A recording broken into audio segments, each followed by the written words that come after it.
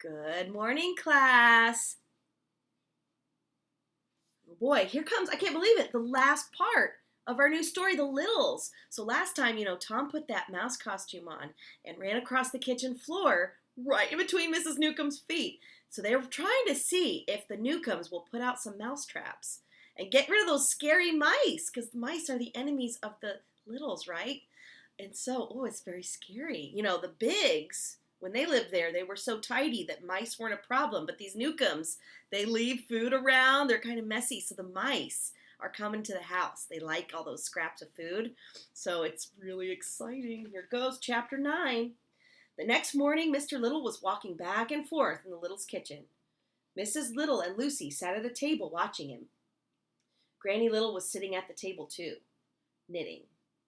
Mr. Little kept looking up at the clock on the wall. 10 o'clock, he said, and they're not here. They should have come back a half an hour ago. Who's not here? Said Granny Little. Uncle Pete and Tom, said Mr. Little. They went to the kitchen to see if the mouse traps had been set. What shall we do? Said Mrs. Little. Mr. Little strapped on his sword. I'm going to go find them, he said. They're probably all right, but I can't stand the waiting. I'd better go with you, said Mrs. Little. No, I can handle it alone, said Mr. Little. I want you here with Granny, just in case. Do you think mice would come here? No, but you can't be sure, said Mr. Little. They did in 35 when there are enough of them. They'll try anything. When Mr. Little got into the kitchen, he couldn't find Uncle Pete and Tom. He didn't see any mouse traps either. He went to the cellar. Still no sign of the boy and his uncle. And there were no mouse traps in the cellar. Something's wrong, thought Mr. Little. Mr. Little went to the garbage can. There had to be mouse traps there. It was the best place to catch mice, but there were none, and still no sign of the missing Littles. It's very strange, thought Mr. Little. No mice, no mouse traps, and no Tom or Uncle Pete. He decided to return to the kitchen. That's where Uncle Pete wanted to go in the first place. So Mr. Little turned back and headed for the kitchen. Meanwhile, back in the Littles' rooms, Lucy was thinking about her father. Suppose he needs someone to send a message or something. I should have gone with him. She looked into the living room. Granny Little was sitting in her chair by the fireplace. Lucy's mother was watching the door, a kitchen knife in her lap. I should be with my father, thought Lucy. Then suddenly she made up her mind. She ran to her room and got the bow and arrows. Then she slipped out the back door into the passageway. Mr. Little was in the kitchen under the radiator. He waited until he could hear the Newcombs talking in the living room. Then he felt it was safe to look around. Near the door to the dining room, he came upon Uncle Pete's sword.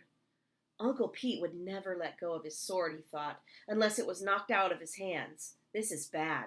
I wonder if... He put the thought out of his mind. Don't think, he told himself. Just keep looking. Mr. Little drew his sword. He went into the dining room. He kept close to the wall and walked slowly toward the fireplace. Just as Mr. Little was leaving the kitchen, Lucy got there. She saw her father go into the dining room, sword in hand. Lucy ran to catch up. Her father was only a few feet ahead of her when suddenly a giant cat leaped at him out of the shadows. Ah! Lucy was never so scared in her life. She ran toward the cat. She ran without thinking. The giant animal had attacked her father. She would save her father somehow. The tiny girl came up behind the cat. Its long tail swished back and forth over her head. She took an arrow and jabbed it as hard as she could into the cat's tail. Ooh! Look at her. Oh, she's so brave. Ooh! Eow! Yelled the cat, and it ran out of the dining room, through the hall, and into the living room. Mr. Little was not hurt. He jumped to his feet. At the same time, Uncle Pete and Tom came running out of the fireplace. They had been cornered by the cat and were hiding under the logs. Let's get out of here, yelled Mr. Little. He ran for the kitchen. Not without us, said Uncle Pete. He bent down and scooped up his sword. The four Littles dashed under the radiator and through the trap door. Woo! Close call. Good job, Lucy, right? Chapter 10. Mrs. Little and Granny Little were still in the living room when the other Littles hurried in. Lucy, said Mrs. Little, I thought you were in your room. What happened, Will? Why is Lucy with you? Mr. Little told his wife what had happened. Lucky for us, Lucy decided to follow me when she did, he said. I still can't believe it. She attacked that huge cat. He shook his head. It's amazing, said Uncle Pete. Absolutely amazing. We were pinned under the logs, Mother, said Tom. I never got a chance to shoot my bow and arrows. What are we going to do about that cat, said Uncle Pete. Never thought they'd get a cat to chase the mice. We're safe inside the walls, at least, said Mr. Little. That monster won't be able to get us here. Well, there's the problem of getting supplies, said Uncle Pete. We'll have to leave the walls for that. I think I know how we can get rid of the cat, said Mr. Little. How? Said all the Littles. By getting it in trouble, said Mr. Little. We can pull down the curtains for one thing. The Newcombs will blame it on the cat. We can keep spilling its milk. At night we can make loud cat noises to keep the Newcombs awake. We can even knock over lamps so they will think the cat did it. Pretty soon the Newcombs will think they have the wrong kind of cat, and they'll want to get rid of it. Everybody agreed that Mr. Little's plan was a good one. During the next few weeks, the Newcombs came to believe their cat was clumsy and noisy. One day the cat seemed to knock over a lamp. Another time the Newcombs were awake half the night, listened to meowing. It was really the Littles making a terrible racket. The day after that, the curtains in the dining room were pulled down. What do we do tomorrow, Dad? Said Tom. May I spill the cat's milk? That's good, yes, said Mr. Little. It should be done 2 or 3 times in a row, though. Then Mrs. Newcomb will get awfully tired of cleaning it up. There's only one thing wrong with this plan, Will, said Mrs. Little. I don't know why you say that, said Mr. Little. Everything has worked perfectly so far. What's wrong with the plan? The cat is still in the house, said Mrs. Little. Don't worry, said Mr. Little. It won't be here long. Mrs. Newcomb must be mad as a wet hen by now, said Uncle Pete. The next day, Tom had a close call. Just as he was lifting the cat's milk dish to spill it, for the 3rd time, the cat showed up. The huge animal came bounding toward Tom. Whoa. At the last moment, Tom upset the milk dish under the cat's nose. That stopped the cat long enough for Tom to get away. Ooh!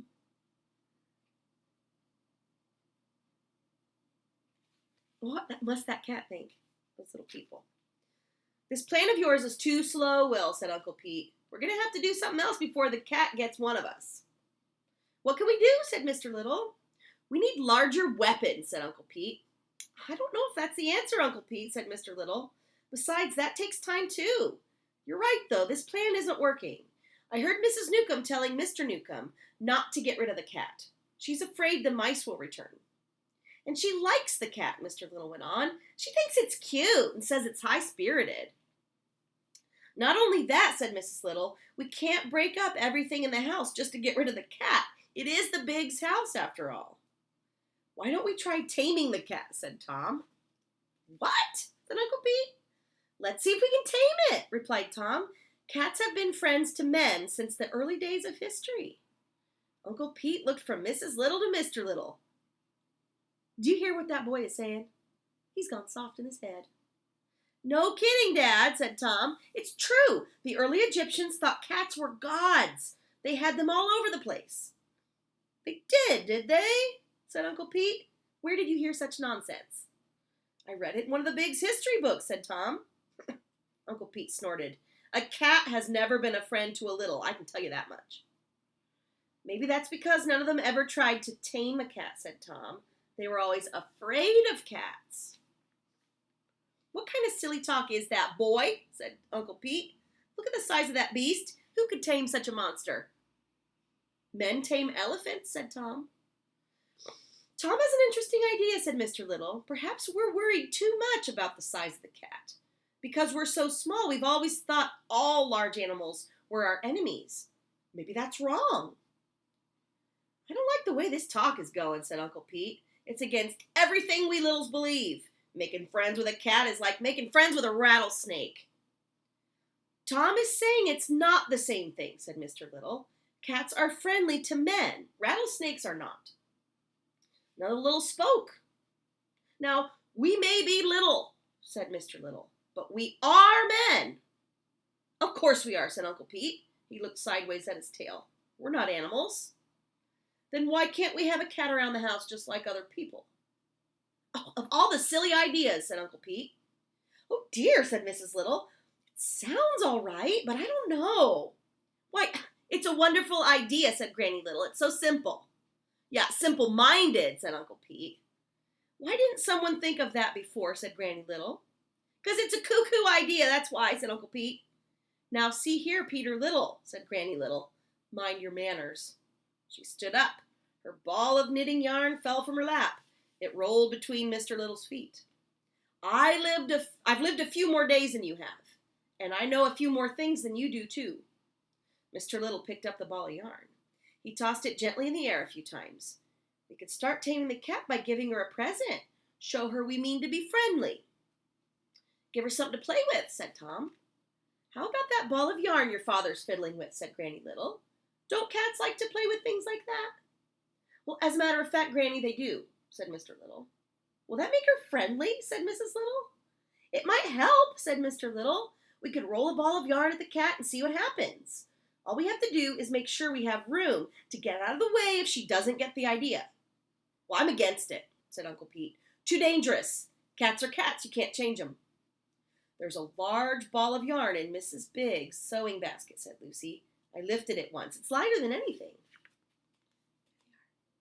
Having the idea. Uncle Pete isn't sure. "Let's get it," said Mr. Little. "I think it's worth trying." He looked at Uncle Pete. "That is, if no one else has any better ideas." "Count me out," said Uncle Pete. "I'll stay here and sharpen my sword." Chapter 11. This is the last one. They found the cat in the cellar. She was sleeping near the stairs. Mr. and Mrs. Little and the children stood by the trap door under the stairs. They all held on to the end of the yarn. Mr. Little rolled the yarn toward the cat. The cat opened one eye as the yarn went past her nose. Her paw shot out. She batted the ball of yarn. The yarn rolled to a stop in front of the trap door. "Oh dear," whispered Mrs. Little. "Will we be able to get through the trap door if we have to?" "Don't move," whispered Mr. Little. The cat jumped up to run after the yarn. When she saw the Littles, she stopped. She went into a crouch. Her eyes were hard and her tail began twitching. The cat was getting set to attack. You know what that looks like, right? Suddenly Tom walked a few steps toward the cat.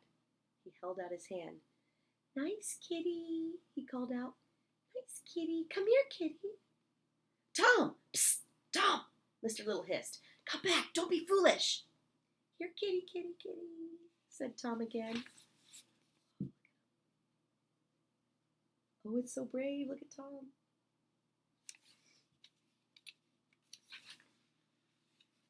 The cat's tail stopped twitching. She cocked her head and looked at Tom. "Here, kitty, kitty, kitty. Come on, girl." "Meow," said the cat. Her eyes softened. "Amazing," said Mr. Little under his breath. Tom took a few more steps. "Nice kitty," he called over and over again. Then the Littles heard a strange noise coming from the cat. A soft, deep, pleasant humming. The cat was purring. Next, Tom was standing next to the cat. He reached up and scratched her gently under her chin. The cat closed her eyes slowly and purred louder. Tom kept talking to her all the while.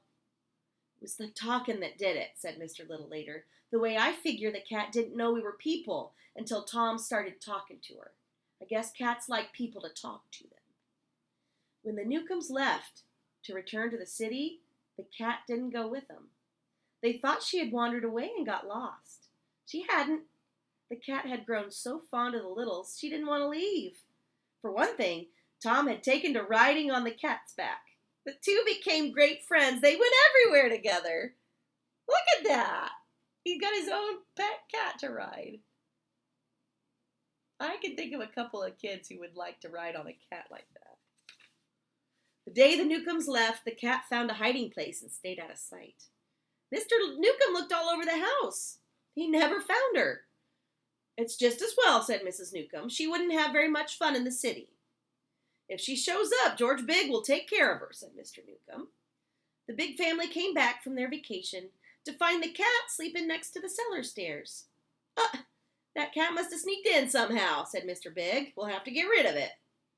Tom Little had other ideas. Not if I can help it, he said. Tom knew he would be able to think up something to make Mr. Big change his mind, but that's probably another story. The end. Did you like it? I really liked it. I hadn't read it since I was a kid myself, and it really was exciting. I can see why little Debbie really liked it.